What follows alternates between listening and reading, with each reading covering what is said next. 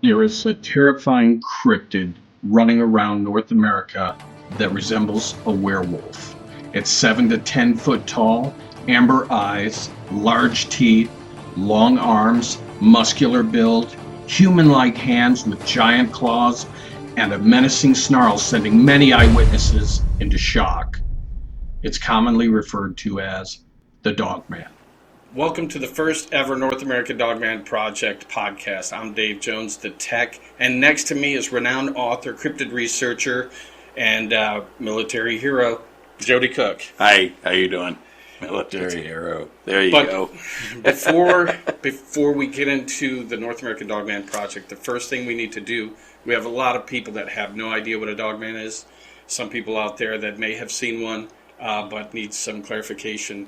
What we're going to do is have our lead researcher here tell us what we know so far about the Dogman. Well, the thing about Dogman is it's a mystery. It really is. We believe what it is some type of Canaan type entity, a creature that's capable of walking on both legs, capable of going on all fours. We know that there are different variations of it.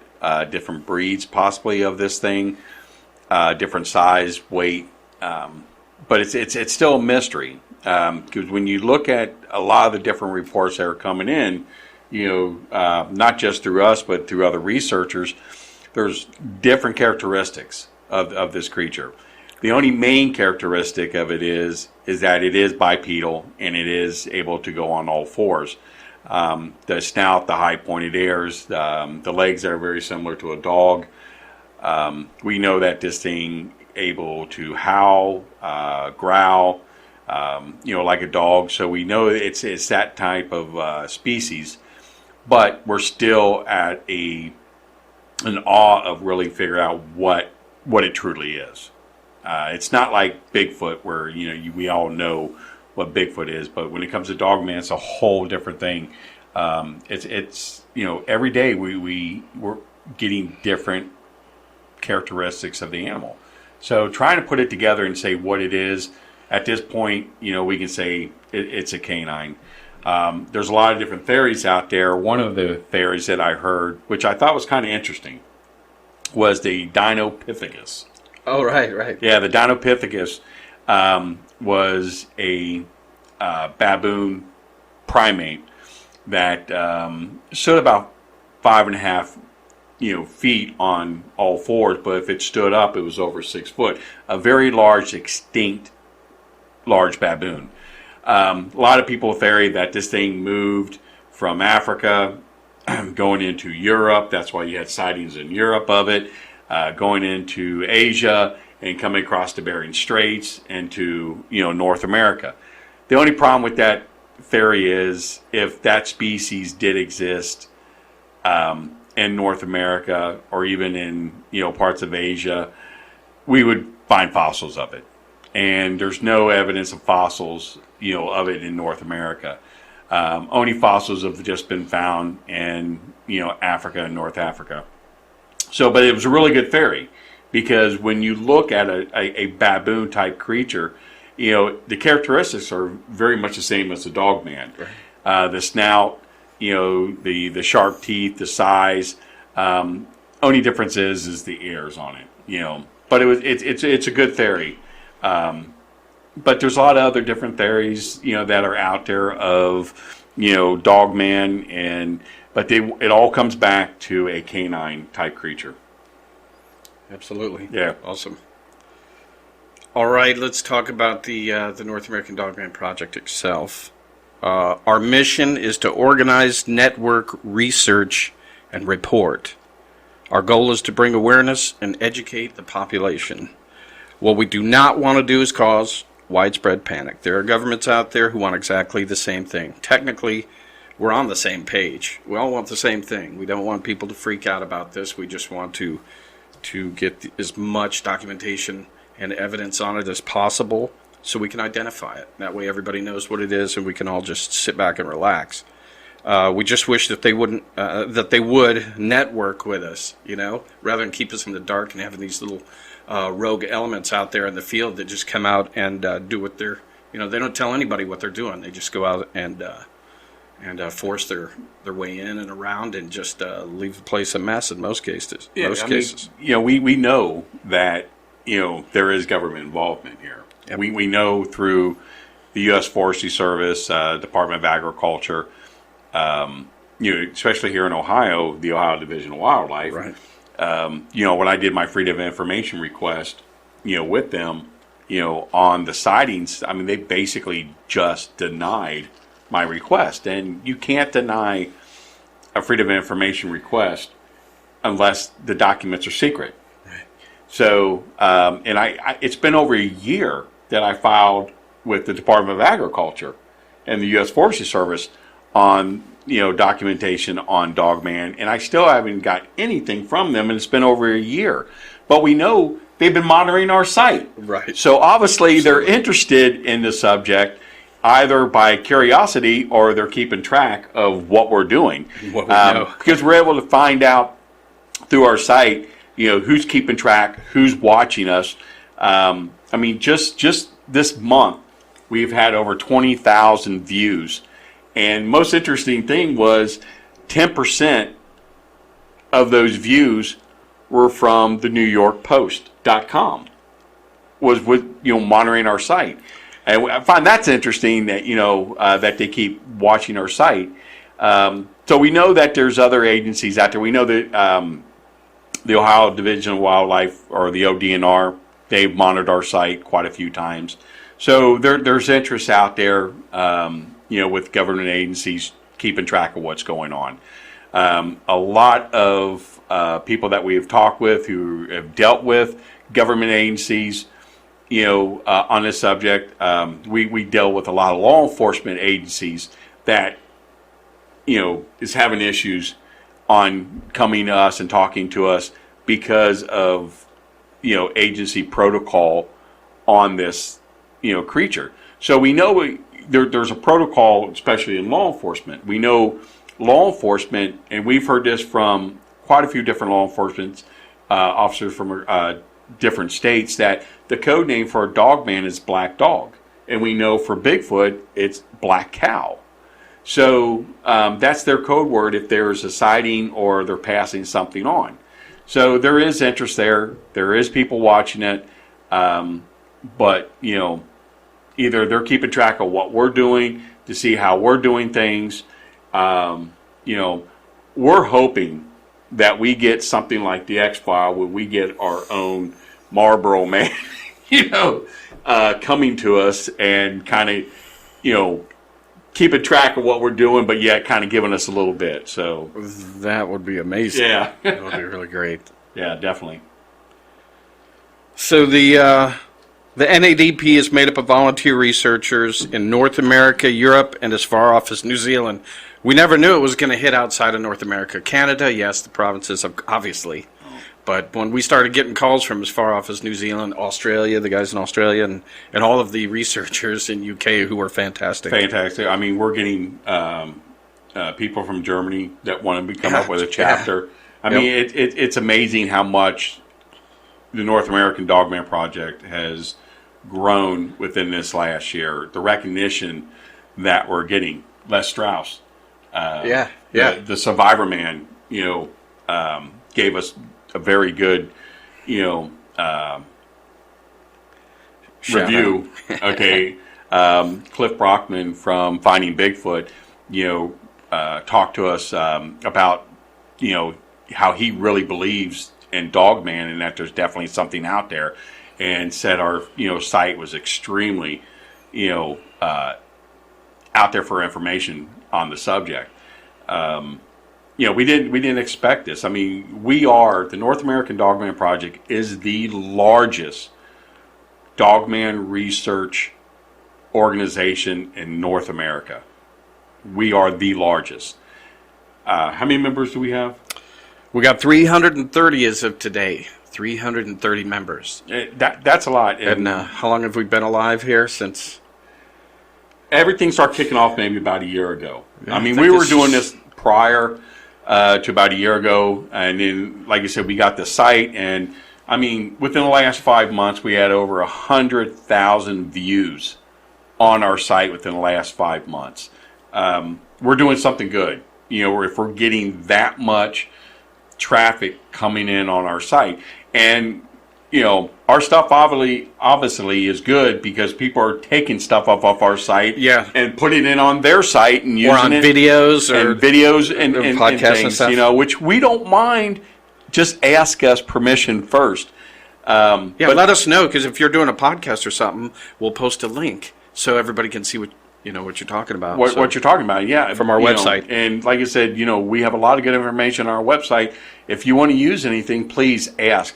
Because I don't know how many times I ran across YouTube channels and websites, and there's our stuff on there, and we're not even getting credit for it. Right. And so it's obviously we're doing something right if it's happening like that. Yep. And another thing about it, our researchers have backgrounds in law enforcement, military, firefighting, forestry, and hunting. Most are experienced observers, hunters, possess good tracking skills and ability. Again, we have 330 members, and the members, the difference between a member and a researcher: the member is just a passive researcher that might be online looking things up. Someone that may have, a lot of them actually are eyewitnesses. They just want to be in the know. So we have them on an email list, and we do updates and send everybody emails with, all kinds of information. So they just want to be a part of it. And as far as researchers go, those are boots on the ground. Those are folks that we have throughout all the states and provinces that are actually doing interviews and put themselves in the field. One thing we're going to do too, we're going to do a whole, I'm trying to think of the right word, overhaul of the organization. We are going to people need to be a little bit more proactive on a lot of stuff that's going on. There's a lot of people. There's a lot of information that's getting out there. A lot of confusion. I honestly have to say, but it's small. Nothing that we can't deal with. But there's a lot of things that's going to happen here in the future that we just can't get into right now. That it's going to be good for the organization. It's going to be good for people who are enthusiasts. So, with that being said, just keep track of what's going on with us. If you want to become a researcher, we want you. We definitely want people out there. One of the things that that we did is that we did a field manual, and it's a really, really good field manual that was done by Sasha. Yeah, I can't pronounce her last name. She's our Louisiana rep. She's amazing. She's highly intelligent. She put her manual together. It's done very well. We got a lot of compliments on our manual, and we want all of our researchers and investigators to get a copy of it. We're lowering the price of it just so we can get it out there to the people. Like I said, there's going to be an overhaul thing. One of the things that we want to do is create I hate to say elite, but like an elite team. So if something major does happen, that we can get a group out there on site with the right equipment and find out what's going on. And we're going to give everybody an opportunity to try out or to get qualified for this team. But like I said, we're doing a complete overhaul of it. Things are going to be looking up for us. I mean, it's getting good. I'm surprised that within a year how noticed that we are with a lot of people. Our organization, or I have to say, is probably the most friendliest people that's out there. We offer to help anybody. We don't turn anybody away. We don't have a test you have to have in order to be a member or anything like that. And, we try to reach out as much as we can to other researchers. And there's a lot of researchers out there that don't want to reach out to us because they feel that we're stealing their limelight. Okay? And there's people out there that feel that, we are stepping on, toes. There's a couple conferences that would not have us strictly because they felt that we were stepping on toes of a well-known, Dogman researcher. And, so we're being shunned for that because people are coming to us and not going to this other researcher or going to this other researcher, that they're coming to us. And, so these researchers are basically upset, giving us a bad name, but we reach out to them, work with us. We work with you, share information. They don't want to share information. Another good thing, Small Town Monsters, doing a documentary on the Beast of Bray Road. Right. We reached out to them. We have a lot of witnesses in Wisconsin. We had a lot of reports out of Wisconsin. We reached out. Here, this is something you can use. They, talked to a couple of our witnesses, filmed them. So, we're going to have a couple of our people in that documentary. And that's how things work. You work together. You try to, make the field as easy as possible with it. Stop the fighting. It's got to stop. Absolutely. And we didn't know it was going to really take off like it has. So that's why we're going to focus on reorganizing everything, get it really tight.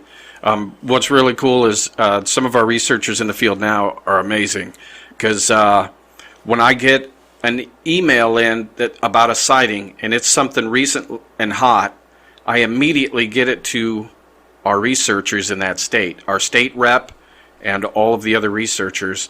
And I've had them, call me and email me and says, I'm on site, I'm checking it out, we're doing interviews. I mean, that's the plan right there.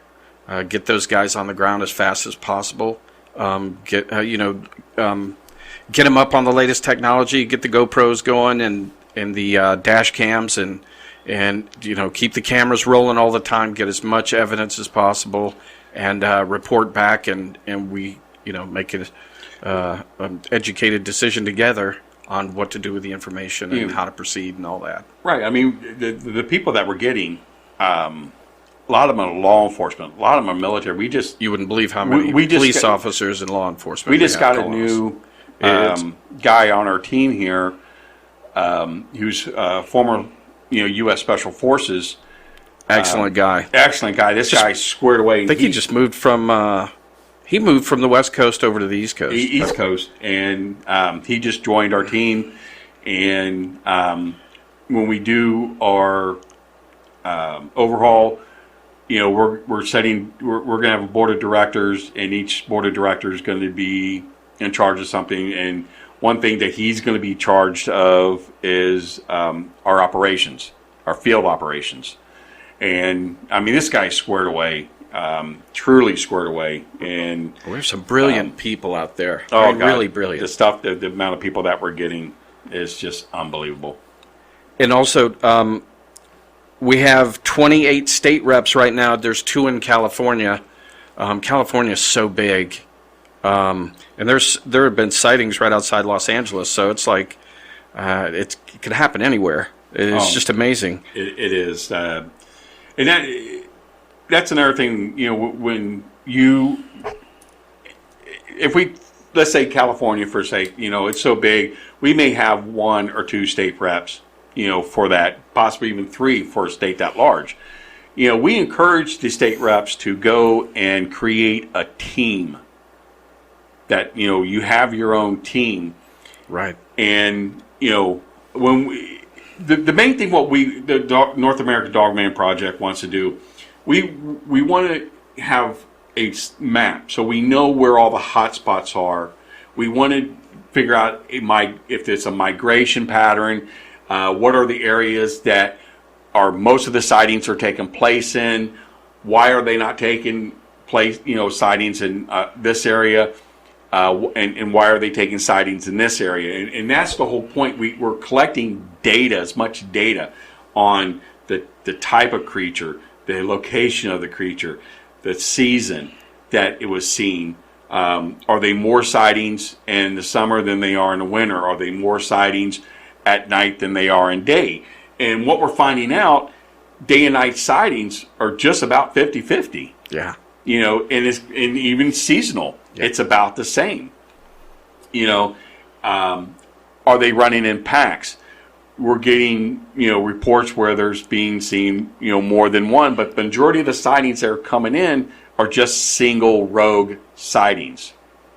But what's interesting about the sightings when there's more than one, when people are telling us their encounters, like, Dave Lady, his particular encounter, these things operate similar to what a velociraptor basically did. They allow you to see the one, why another one is either flanking you from behind or left, or he's on your right side or on your left side. And when Dave took those shots with that 357, that's when he started hearing those sounds behind him and around him. He was like, uh-oh. Yeah. And that 357 should have done a little more damage than it did. That particular case is very interesting if you look into it and read into it, especially with a couple other people have talked about where they discharged a weapon on it, and basically nothing happened. And my theory on that is that they have a very large and very thick chest plate bone. Don't those boars out there have them too? Those the boars have that like right here on their skull or something. It's extremely where hard. It's extremely thick. Bullets will bounce off. Right, and I think a Dogman, I think his is very large, and it protects his heart, his organs, and when he takes a shot, it's just so thick, it's not going to penetrate. And that's a theory. It's an interesting theory when you hear about different stories of people discharging their weapon, on, this particular creature.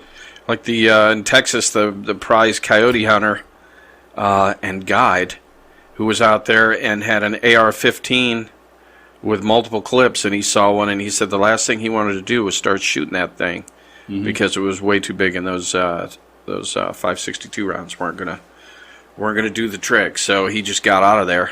Oh, yeah. I mean, when you hear that from a hunter who's been hunting all his life, you gotta listen. You really do. Yeah, it's some of these stories are just phenomenal. What these people are seeing, and I love it.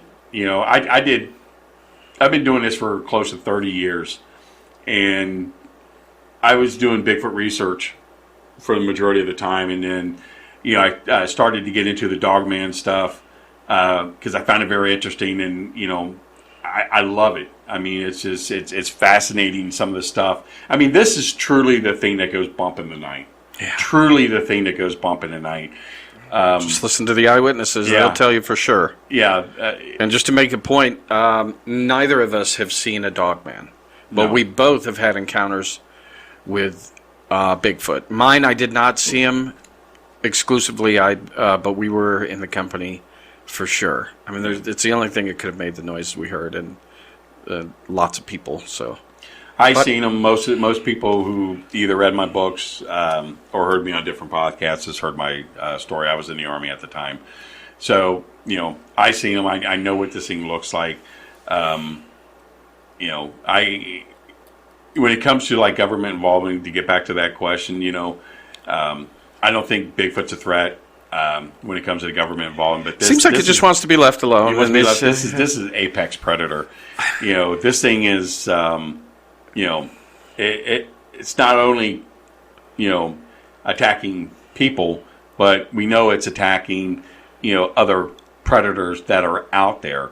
And livestock and anything else running around it. Well, one particular thing, and there was I talked with a veterinarian from the U.S. Forestry Service about grizzly bears, that they were finding grizzly bears where their chest and their backs were crushed by something, and they couldn't have been done by another grizzly bear.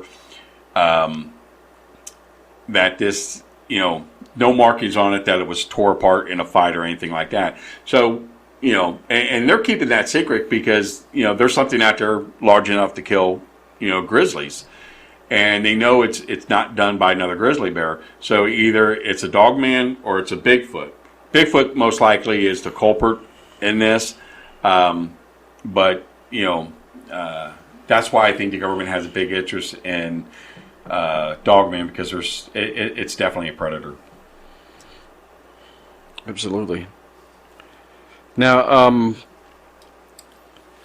if you want to join and be a member or a researcher, also, if you're serious about it and you really want to get into it, we do need state reps.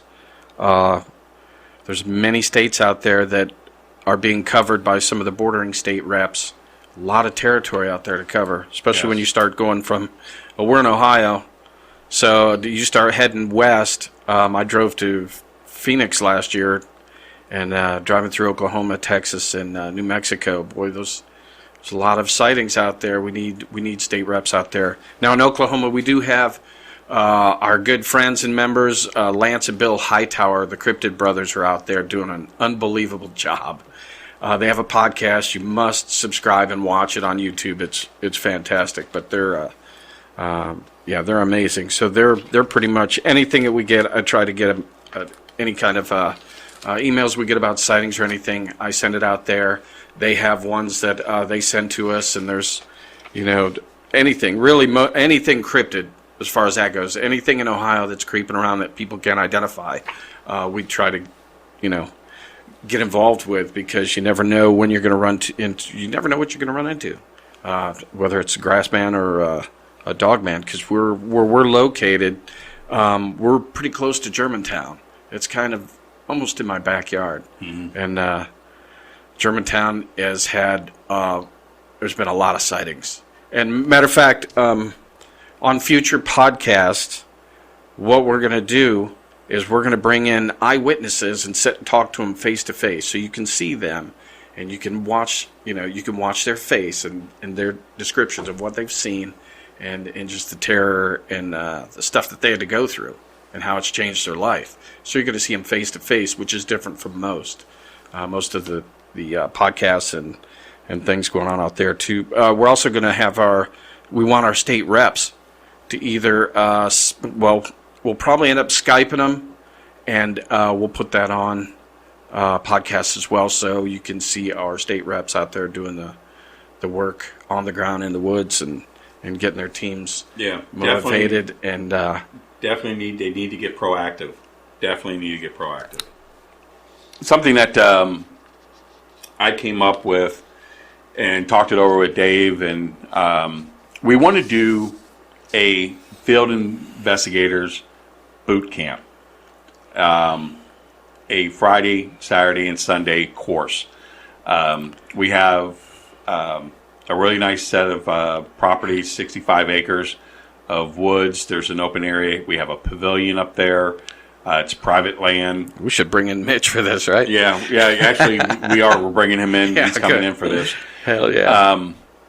And we're plenty of area for camping, parking. We want to get about 30 people in for this one, and just go over how to conduct an investigation, how to talk to witnesses, how to look for tracks, what to look for when you're in the field, how to make a cast, just basic common sense stuff. And it's going to be a fun course. We have a whole lot of visual aids that we're going to be presenting. and the show, because like you said, we're going to have classrooms. There's going to be field work there. It's going to be fun, and we're looking. How much is the how much acreage? It's 65 acres. 65 acres. Yeah, 65 acres of beautiful woods. There is coyote in the area. We know there's bobcat in the area. So we'll set up trail cams.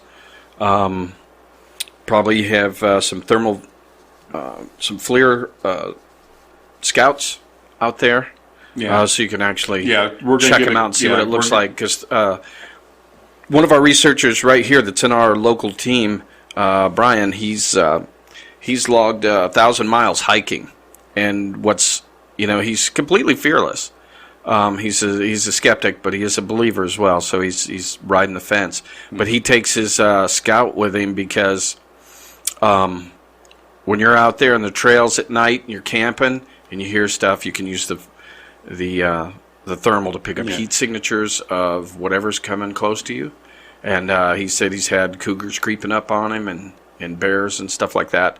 And he said it's a lifesaver. So that's one of the things we want to get one of the classes on is night vision and the FLIR. Night vision, thermal. So it's going to be interesting. We're looking at end of September, early part of October, where it's going to be cool. But I wanted to do it in August, but it's just going to be too hot and miserable to do it. If we do it in late September, first part of October, it's going to be a lot better weather out there. It's going to be nice and cool, and we can get things done a lot easier because we're going to have, like I said, we have a pavilion out there for one classroom. We're going to be setting up a bunch of canopies for a second classroom. So it's going to be interesting. Just keep checking our site. And also, with the boot camp, just so everybody knows, we've had people taking shots at us because they think we're a kill group. And they think we're out there hunting. No. We're not. We're hunting. We're researching. But the only thing we take out, personally, I take a machete just to get through all the, down in LBL, just to get through the spider webs and some of the plants and, stuff like that. But carry bear spray and lots of lights and noisemakers. Air horns, and I have what's called a hyper whistle. It's 3 whistles in one. It's 148 decibels. Yeah. And when you blow that, just about anything around you scatters. So the important thing is to just make as much noise as possible, be as stinky as possible, and just to, that should do the trick. Yeah. I don't know. Haven't run into one yet, but. And our second big project we're working on for 2019 is we want to do a conference on Dogman, and we're looking at early May for this. But this is where you guys come in. We're looking for sponsorship for this. We're looking for donations on it. One of the places we actually we're looking at on wanting to have it is the Great Wolf Lodge. There's a monster lodge next to Kings Island. It's fantastic, but it is called the Great Wolf Lodge, so it'd be a perfect place. Perfect place. We're going to be talking with them about it. We're looking at hopefully sponsorship through Cabela's. We sent a proposal to them. FLIR, we sent a proposal to them. If you guys have any other suggestions out there, that would be great. And what makes this conference different from other conferences is that we are going to have a few speakers, but we also want people to come up on stage to tell their story, their encounters, that they're having, so the audience can hear everybody's viewpoint, not just a speaker, someone that's out there. And that we do want to have that, but it's a conference for researchers, for enthusiasts to get together to share ideals, to come up with better ideals. Right. Talk about how we can make the field better. Ideals about what Dogman could be. Everybody's opinion counts, and that's the whole thing that we want to do with this conference. And like you said, the conference is not going to be about this, okay? Like every other conference that's out there, that's there to make money by bringing in a big name. We're not doing that. The conference is about you. That's what it's about. And that's why I think it's going to be so successful, because it's going to be more of a gathering, meet and greet, if anything, to find out everybody who you are, different organizations, different groups coming in. That's the whole point of this conference. So we're hoping if we can get as much help from you people as we can, that would be great. Like I said, running a conference is not cheap. Dave and I are hardworking people, and it's just us. And and if there's anybody out there with experience of running a conference, chime in. Yeah, definitely. Chime in and tell us what we do. How to get this thing going so it's done right. That's why we're asking for sponsorship. We are going to have vendors there. To help with some of the cost and things. But it's going to be great. It's going to be great. There is going to be a couple speakers that we do want there, and unfortunately, people aren't cheap. And that's part of the deal. So if you can help us with that, that would be great. We're going to have a donation. We're going to try and put a donation page up on our site. For that to help donate for the conference. So just keep an update on what we're doing.